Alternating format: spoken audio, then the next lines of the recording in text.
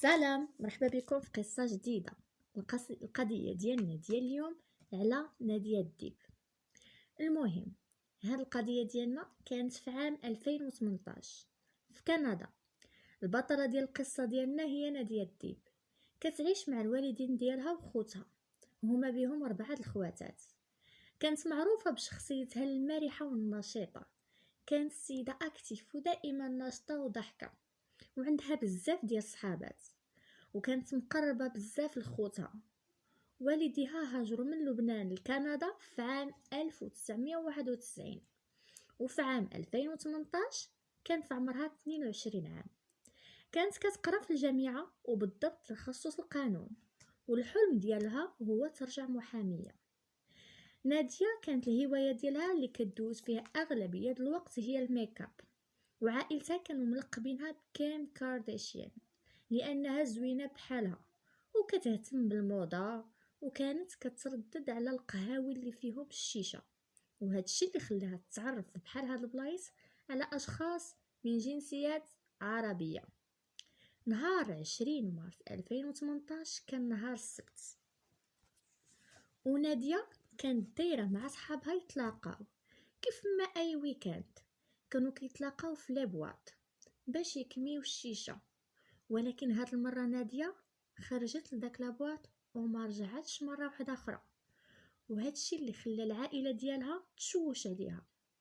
فاش مشاو في الصباح لبيتها يفيقوها باش تفطر ما لقاوهاش، ونادية ماشي منعتها تبات عند صحاباتها. واخا هكاك مشات راشا اختها عند صحاباتها اللي مولفه كتقصر معاهم وتاكد باللي واش باتت معاهم ولا لا. صاحبتها اكدت لاختها بلي نادية ما باتتش معاها، وباللي البارح مشات مع واحد الولد سميتو ادم. وبعد واحد شويه قالت لها راه اختك صونات عليا البارح، وقالت لي عافاك هضري مع ادم يرجعني للطوموبيل ديالي حيت راه كيسوق بواحد الطريقه جنونيه. المهم، هادشي كان وقع مع 3:30 ديال الصباح، وهذه كانت اخر مكالمه دارتها ناديه. رشا كانت عارفه بلي اختها كانت عندها علاقه مع هاد ادم الصيف اللي فات، وتفارقوا حيت ادم كان كيتحكم في ناديه وكان عنيف معاها وكيحاول دائما يبعدها على صحاباتها وعلى عائلتها. من بعد ما تفارقوا، ادم مشى لواحد المدينه سميتها البرتا وخدم في واحد الشركه ديال النفط، ولكن حسب الهضره ديال صحابو من بعد شي شهور ادم رجع للمدينه كالغوري اللي فيها ناديه. رشا اخت ناديه بقات كتصل به ولكن ما كيجاوبش. هنا الاخت قررت تتبع الخطوات ديال اختها باش تعرف الحقيقه. مشات لداك لابواط، لقات الطوموبيل ديال ناديه مازال في الباركين، وهادشي كيعني بلي ناديه اكيد ماشي لاباس عليها، حيت كون كانت لاباس عليها ما كانتش تخلي الطوموبيل ديالها حدا لابواط. راشا مشات سولت الصديق ديال ادم، واللي قال لها بلي ادم كان كيراقب ناديه، وفاش عرفها كتسهر في داك لابواط طلب من صاحبو يخلي ليه الطوموبيل ديالو داك الليله باش يتلاقى معها.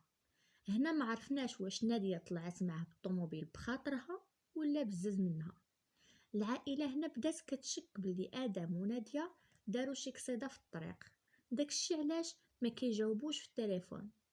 مشات رشا عند العائله ديال ادم، غير قربوا للدار بانوا ليهم الطوموبيلات ديال البوليس وداك الشريط الاصفر داير بالدار. من الواضح بلي الدار هي مسرح ديال شي جريمه. رشا نزلت من الطوموبيل ومشات عند واحد البوليسي وقالت ليه بلي اختها وواحد الصديق ديالها غابرين من البارح. هنا سولها البوليسي واش عندك شي تصويرات اختك، وراتو رشا تصويرات اختها، وهنا قال لها البوليسي بلي الاخت ديالها مقتوله وادم ما كاينش وكيقلبوا عليه. هنا خداو العائله ديال ناديه وصحاباتها لمركز الشرطه باش يديروا معاهم تحقيق، لان مسرح الجريمه كان عباره عن ابشع منظر دموي قدر يشوفه الانسان.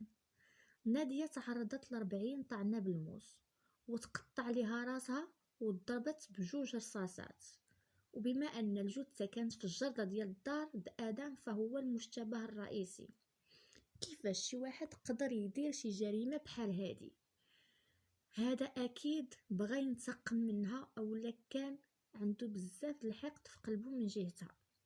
المهم، ادم كان في عمره 21 عام، الاصل ديالو من الجزائر، وعايش غير هو والام ديالو. اسمه الحقيقي هو عبد الرحمن. كاميرات المراقبة ديال لابواط كان فيهم آدم ونادية راكبة اللور، ومن بعد اكتشفوا بلي المسدس اللي ضرب به نادية بجوج قرطاسات كان بسميتو، وشراه غير شي شهور قبل يوم الجريمة. أي أن آدم كان كيخطط مزيان لهاد الجريمة قبل، وكان داير في بالو بلي خصو يقتل نادية. المهم، وهادشي اللي خلاها تكون مع سبق الإصرار والترصد. الشرطة هنا ما كان عندها حتى حل من غير تراقب لا ترانزاكسيون ديال لاكارت كيشي ديالو، وكانت اخر مره سحب الفلوس من واحد المدينه سميتها ادمونتون. البوليس داروا التصويره ديالو في كاع الجرائد باش اللي شافو يتصل بيهم. واحد البوليسي في هاد المدينه كان سالا الخدمه ديالو وراجع لدارو. في واحد ستوب هو يبان له ادم، حاول يوقفو ولكن ادم ما وقفش. البوليسي اتصل بالشرطه وعطاهم رقم الماتريكول اللي كيسوق ادم. كانت كتر من 15 طوموبيل ديال البوليس اللي تابعاه، ولكن هو كان كيسوق بواحد الطريقه اللي جنونيه. من بعد الطوموبيل وقفات ليه، وخا هكاك ادم ما استسلمش وحيد المسدس وبقى كيضرب في رجال الشرطه. ضرب جوج البوليس، واحد في كتافه وواحد في رجليه، وهادشي اللي خلى البوليس يضربوه حتى هو، ومات ادم. والدافع ديال هاد الجريمه هو الحب المجنون. ادم ما تقبلش باللي ناديه صافي قالت له بسلامه، ما بقيتش باغياك، عطيني اتساع، خنقتيني في حياتي. ما كيخليها لا تحرك لا تهضر مع صحابها، لا دير دي زاكتيفيتي اللي بغات. فمن هي رفضت هاد العلاقه التوكسيك ما كانش عنده شي حل من غير انه يقتلها. داكشي علاش دائما كنقولوا كنعاودوا بعدوا من لي غولاسيون لي توكسيك، بعدوا من لي غولاسيون اللي يقدروا يسببوا لكم دمار في حياتكم. كانت هذه هي القصه ديال نادية الديب وآدم.